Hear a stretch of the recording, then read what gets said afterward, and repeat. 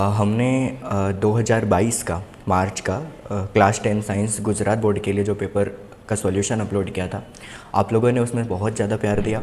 उस वीडियो को अभी तक 14,000 स्टूडेंट्स ने देख लिया हुआ है और मैंने गाला के सैम्पल पेपर्स के सॉल्यूशन अपलोड किए हैं, उसमें भी आप लोगों ने बहुत ज़्यादा प्यार दिखाया। करीब 10,000 से ज़्यादा लोगों ने वो सॉल्यूशन देख लिया हुआ है। पर्टिकुलर बच्चों के डिमांड के ऊपर में मार्च 2020 का पेपर जो कि साइंस का था, गुजरात बोर्ड के द्वारा पूछा हुआ, उसका सॉल्यूशन मैं आपका बनाने जा रहा हूँ। हम स्टार्ट करते हैं बिना किसी देरी के। शुरुआत करते हैं हम क्वेश्चन नंबर 1 से। क्वेश्चन नंबर 1 में बोला हुआ है कि ZnO and plus carbon, zinc oxide and plus carbon है यहाँ पे, and zinc plus carbon monoxide बन रहा है। In above chemical equation reduction take place in this substances, कौन से सब्सटेंसेस का रिडक्शन हो रहा है वो आपको बताना है। तो यहाँ पर जो रिडक्शन हो रहा है वो हो रहा है आपका ZnO का, जिंक ऑक्साइड का यहाँ पर रिडक्शन आपको देखने को मिल रहा है। ठीक है, तो नेक्स्ट क्वेश्चन जो है आपका यहाँ पर, butanone is a 4 carbon compound with the this functional group. Butanone के अंदर में जो फंक्शनल ग्रुप आता है वो है आपका कीटोन। थर्ड क्वेश्चन के अंदर में आता है farmers have arrested flower development have to breed broccoli. तो कौन से पर्टिकुलर प्लांट के लिए ये सारा हुआ था? आंसर आ जाएगा इसमें वाइल्ड कैबेज। जो फार्मर्स ने वाइल्ड कैबेज की फार्मिंग करी थी उनको अरेस्ट किया गया था। नेक्स्ट आता है question number 4, if this is deficient in our diet there is probably that we might suffer from goiter. Goiter के लिए जो रिस्पॉन्सिबल है वो है थायरोक्सिन हार्मोन, जिसको बनाने के लिए आयोडीन चाहिए होता है, तो इसका आंसर आ जाएगा आपका आयोडीन।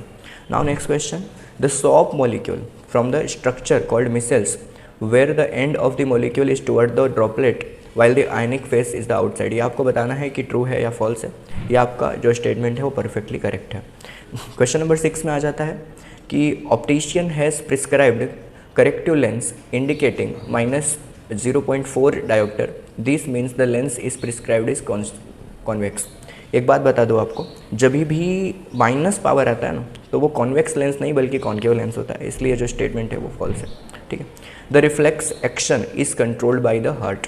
ह्यूमन हार्ट जो है वो रिफ्लेक्स एक्शन को कंट्रोल करता है, obviously not, human heart control नहीं करता, वो कंट्रोल करता है central nervous system. Okay, now the question number 8, which among the given option is not inert gas. इसमें से कौन सा है जो इनर्ट गैस नहीं है? तो पहला ऑप्शन हाइड्रोजन इसमें से इनर्ट गैस नहीं है। नेक्स्ट क्वेश्चन है, which one of the following is not a part of female reproductive system.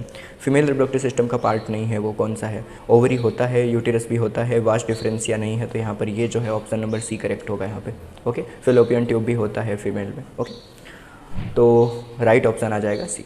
Now the question number 10, the fossil dating technique is used to find which among the following. Fossil dating technique जो होता है इसमें से कौन से चीज़ को find करने के लिए इंपॉर्टेंट है? तो इसका आ जाएगा आपका age of fossil, option number B is correct. 11 में आ जाता है, the least distance of the distinct vision of the young adult with normal vision is. यानी जो अपना मिनिमम देखने का रेंज होता है वो, ये क्वेश्चन IMP है, 15 सेंटीमीटर इसका आंसर है, ऑप्शन नंबर सी करेक्ट है। ओके, नेक्स्ट क्वेश्चन दे रखा है 12 में, in the modern periodic table I am element belonging to the second group and third period. Second group and third period के अंदर जो आपका एलिमेंट होता है वो है आपका मैग्नीशियम, तो जो कि एटॉमिक नंबर 12 रखता है, और ये क्वेश्चन नंबर भी 12 है, तो ये what a coincidence. Now the question number 13, name the type of energy from sea we get due to the gravitational pull mainly the moon and spinning earth level water in sea rises falls. तो ये इसका answer आ जाएगा आपका tidal energy. Okay, moon की वजह से जो एनर्जी जनरेट होती है। Name the scientist after home SI unit of the current is expressed. Current का जो SI यूनिट होता है वो है एम्पियर, जो कि नाम है साइंटिस्ट का, आंद्रे मारिये एम्पियर, तो ये करेक्ट आंसर हो जाएगा इसका। Now the question number 15, name the group of bacteria found in human intestine was presence in water indicate the contamination by disease causing microorganisms. तो इसका आ जाता है कोलीफॉर्म, जो कि इंडिकेट करता है एस्चेरिशिया कोली बैक्टीरिया को। नंबर 16 में है, we should avoid the use of disposal plastic because. हमको प्लास्टिक के डिस्पोजल के यूजेस को अवॉइड करना चाहिए, क्यों? बिकॉज ऑफ द, तो ये हो जाएगा इसका पर्टिकुलर आंसर 16 का। Now the question number 17, milkman adds very small amount of baking soda to fresh milk, why does the shift pH of the fresh milk to slightly alkaline. वो alkaline क्यों होता है वो बताना है। Why does the milk take long to settle curd, और ये वाला मिल्क जो है वो कर्ड बनने में टाइम क्यों लेता है वो भी आपको एक्सप्लेन करना है। कि जैसे ही आपको बेकिंग सोडा आप मिला रहे हो मिल्क के अंदर में, तो क्या होता है कि मिल्क का जो पीएच है वो इंक्रीज़ होता है, because baking soda alkaline nature का है और अल्कलाइन चीज़ों का पीएच 7 के ऊपर होता है, राइट। और इस मिल्क को कर्ड बनने में ज़्यादा टाइम इसलिए लगता है बिकॉज वो पहले से ही अल्कलाइन है। तो जब पहले लैक्टिक एसिड आप डालोगे वो न्यूट्रलाइज हो जाएगा, फिर उसको दूसरा लैक्टिक एसिड प्रोड्यूस करना पड़ेगा, और उसमें और भी अगर बेकिंग सोडा के ट्रेसेस हुए तो वो भी उसको अल्कलाइन जो सोडा है वो लैक्टिक एसिड को न्यूट्रलाइज कर देंगे, तो इसलिए वहाँ पर ज़्यादा टाइम लगता है। ये उसका आंसर है परफेक्टली, आप इसको देख सकते हो। Okay, now the question number 18, aluminium with nitric acid does not produce hydrogen gas. इसका जो मेन आंसर है ना आपका वो है कि यहाँ पर देखो, अगर आपको दिख रहा होगा ऑक्सीडाइजिंग एजेंट है ना, जो HNO3 है वो एक स्ट्रॉन्ग ऑक्सीडाइजिंग एजेंट है। एल्यूमिनियम है वो ऑक्सीडाइज हो जाता है और वो प्रोड्यूस कर देता है Al2O3, और इसकी वजह से ही आपका हाइड्रोजन गैस वहाँ पे प्रोड्यूस नहीं होता, ठीक है। नाउ द क्वेश्चन नंबर 19 का आंसर देख लो, state the Newlands law of Octave.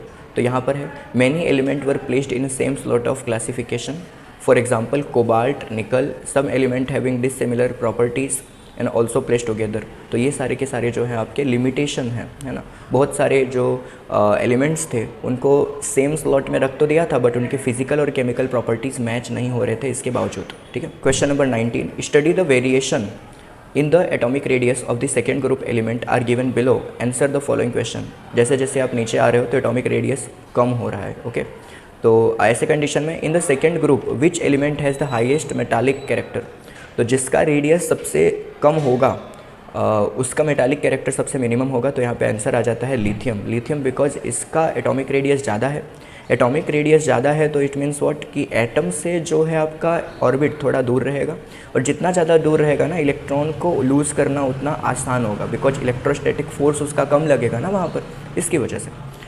Next पूछ रखा है कि in the second group of element which element has the smaller atomic size. Smaller atomic size obviously fluorine. देखो एटॉमिक रेडियस ऊपर जा रहा है तो रेडियस सबसे कम किसका है, फ्लोरीन का यहाँ पर, और फ्लोरीन का रेडियस कम है तो ऑब्वियसली बात है यार, एटम जो है वो स्फेरिकली होते हैं और उसका जो साइज़ है वो भी कम रहेगा। Now the question number 20, right the equation necessary for the process of photosynthesis. Photosynthesis process के लिए हमें करेक्ट इक्वेशन यहाँ पर लिखना है। तो इसका करेक्ट इक्वेशन ये हो जाता है आपका 6CO2 6H2O, क्लोरोफिल और सनलाइट के प्रेजेंस में ये प्रोड्यूस करेगा स्टार्च और 6O2 रिलीज़ होंगे, ओके। तो ये जो प्रोसेस है उसको हम बोलते हैं फोटोसिंथेसिस। नेक्स्ट क्वेश्चन दे रखा है, differentiate between aerobic respiration and anaerobic respiration. Aerobic मतलब वही जिसमें ऑक्सीजन से के प्रेजेंस में आपका रेस्पिरेशन होता है, एनारोबिक मतलब जहाँ ऑक्सीजन के एब्सेंस में काम हो रहा हो। तो यहाँ पर देख लो एरोबिक में आ जाता है in this process have been done in the presence of oxygen, ये ऑक्सीजन की प्रेजेंस में होगा और ये ऑक्सीजन के एब्सेंस में होगा। This process have been done in the mitochondria in cytoplasm, है ना। एरोबिक रेस्पिरेशन माइटोकॉन्ड्रिया में, और ये सिर्फ साइटोप्लाज्म में होता है, ये माइटोकॉन्ड्रिया साइटोप्लाज्म दोनों में होगा। For doing this process 38 ATP release होता है और इसमें सिर्फ 2 ATP रिलीज़ होता है, और इसके अंदर में है कि in the form of produce CO2 H2O और एनर्जी रिलीज़ होता है, और इसके अंदर में एंड प्रोडक्ट जो होता है वो इथेनॉल भी हो सकता है और लैक्टिक एसिड भी हो सकता है, ओके, याद रखना है आपको। Now the question number next 21, what are the changes seen in a girls at the time of puberty. Girls के अंदर में प्यूबर्टी के टाइम में कौन कौन से चेंजेस नज़र आएंगे। पहला आ जाता है इसमें thick hair growth in armpit and the genital region, you can also write pubic region between the thighs, okay. Next आ जाता है inner hair can also appear from the arms and so well as face, है ना, छोटे छोटे hairs आ सकते हैं, okay. Increase in a height and weight, height और वेट के अंदर में भी इंक्रीज होगा। Sometimes skin become oily and pimples में डेवलप्ड, है ना, पिंपल्स भी डेवलप हो सकते हैं। इवन यू कैन से दो चीज़ और है, ब्रिस्ट की जो साइज़ है वो भी इंक्रीज़ होगी, एंड जो एब्डोमिनल रीजन है कमर का एरिया वो भी ब्रॉड होने स्टार्ट हो जाएंगे at the time of puberty. You can add these 2 points in this answer, okay. Now the question number 22, name the type of mirror used in a side mirror as well as in vehicle, support your answer with the reason. तो question number 22 के लिए मैंने एक separate video already बना रखा है जिसका link आपको डिस्क्रिप्शन के अंदर मिल जाएगा, along with the question number 22 मैं वहाँ पे मेंशन कर दूंगा, तो आप जा करके इसका आंसर वहाँ पर देख लीजिएगा। Now 23, symbols of the some components are given below, you assume your already answer having the wire connection, और आपको बताना है कि कंपोनेंट कैसे यूज़ होते हैं और इसका सर्किट बना करके भी एक्सप्लेन करना है। पहले तो सारे कंपोनेंट के नाम आप देख लीजिए यहाँ पर। पहला है रजिस्टर, फिर है वोल्ट मीटर, फिर है ammeter, then cell, then switch copper. ऐसे कंडीशन में यहाँ पर देख लो रजिस्टर जो है आपके इधर लगे हुए हैं, ये सर्किट ऐसे उसका बनेगा, तो ये इसका परफेक्ट आंसर हो जाता है। Okay, now the question number next 23 का और जो है, an electric refrigerator rated 400 watt power है, बल्ब के अंदर में 100 वाट पावर है, ऑपरेट होता है 10 घंटे हर रोज। What is the cost of generator? 8 rupees per kilowatt, है ना, 8 रुपीज़ है कॉस्ट। इसके अनुसार आपको टोटल कॉस्ट निकालना है कितना, हमको निकालना है इसमें ऑपरेट्स 10 दिन के लिए, है ना, 10 आवर्स पर डे भी चल रहा है और 10 दिन के लिए कॉस्ट निकालना है। ये रहा कैलकुलेशन, समझा देता हूँ मैं आपको। जो यहाँ पर पावर है वो वॉट में दे रखा था, हमने सबसे पहले इसको किलो वॉट में कन्वर्ट किया, तो 400 वॉट का आपका 0.4 वॉट KW हो जाएगा। टाइम जो आवर्स में दिया था उसको हमने कन्वर्ट किया कंप्लीट 10 डेज़ के अकॉर्डिंग, 10 आवर्स पर डे था, तो हमारे पास टोटल हो गए 100 आवर्स। अब एनर्जी इज इक्वल टू क्या होता है, पावर मल्टीप्लाई विथ टाइम, तो हमने क्या किया, पावर को मल्टीप्लाई किया टाइम से, और अपने को जो आंसर मिला वो मिला आपका 40 kWh। जो रेफ्रिजरेटर है वो 10 डेज़ अगर तुम चलाओगे तो उसके लिए आपका जो कॉस्ट है 320 आ जाता है, तो ये रेफ्रिजरेटर के लिए निकल गया। दूसरा है power is equal to, power को सबसे पहले KW में कन्वर्ट किया, ये किसके लिए, बल्ब के लिए है। नेक्स्ट टोटल टाइम हमने देखा 10 आवर्स ही चल रहा है, तो 100 hours. Since the energy consume, फिर एनर्जी कंज्यूम करने के लिए क्या करोगे आप, पावर को टाइम से मल्टीप्लाई करोगे। इधर देखो पावर को टाइम से मल्टीप्लाई किया तो अपने को 10 kWh मिल गया। 8 रुपीज़ पर डे के हिसाब से इसका जो कॉस्ट है वो 80 रुपीज़ आ जाता है। ओके, तो बस यही आंसर है और इसको स्टेप बाय स्टेप तुम्हें एक्सप्लेन करके सॉल्व करना रहता है। Okay, now the question number 24, what precaution should be taken to avoid the overloading in a domestic circuit? Overloading को अवॉइड करने के लिए आपको कौन से प्रिकॉशन लेने चाहिए? ओके, यहाँ पर आंसर आ जाता है इसका, टू अवॉइड द ओवरलोडिंग हमें क्या करना चाहिए, फॉलोइंग कॉन्सेप्ट को यूज़ करना चाहिए। पहला, वायर जो है वो आपके पर्टिकुलर करंट के अकॉर्डिंग ही यूज़ करने चाहिए। पैरेलल कनेक्शन होना चाहिए, जो पैरेलल कनेक्शन है उससे शॉर्ट सर्किट के काम चांसेस कम होते हैं, ओवरलोडिंग कम होता है। Too many high power and rating electrical appliances, जो बहुत ज़्यादा हाई पावर के इलेक्ट्रिकल अप्लायंसेस है उसको अलग रखना चाहिए। Too many appliances should not be connected in a one main switchboard, ऐसे बोल सकते हो। बहुत सारे अप्लायंसेस को एक ही कनेक्शन के अंदर में कनेक्ट नहीं करना चाहिए। How can you reduce the problem of waste disposal, give any 2 method. 25 है इसका, है ना, तो 25 के लिए आप देख लीजिए एक बार। Now the answer for question number 25, here we are having we can help in the reducing the problem of waste disposal by 3 methods. There are 3 methods mainly. The first one is separating biodegradable waste from the non-biodegradable waste. It means the type of wastage we can separate, kind of vegetable waste. These are the kind of biodegradable waste and we can separate them out, and by separating them we can reduce the amount of soil pollution, you can say, and also we can separate the wastage by the recycling them. And now the question number 26, to save the environment you have to come across the word reuse and recycle. What do they refer to? If we talk about the reuse, it means repeatedly using things again and again. Reusing involves the material and their original form, and instead of throwing them away or passing them to others who could benefit from them, and reusing is preferable and better than recycling, you can say. Okay, and the next term is recycle. Recycle in general, recycle is defined as the process of converting the waste and non-useful products into new form. Okay, we can avail them for the human uses. Recycling is excellent and cost efficient substance for the conserving and environment friendly and to save the energy. अब आ जाता है आपका 26 number का question, mention any true problem addressed by construction of the large dam. तो large dam को construct करने के लिए 2 मेनली प्रॉब्लम आते हैं आपके, social problem because they displaces large number of the peasant and tribal without the adequate of compensation.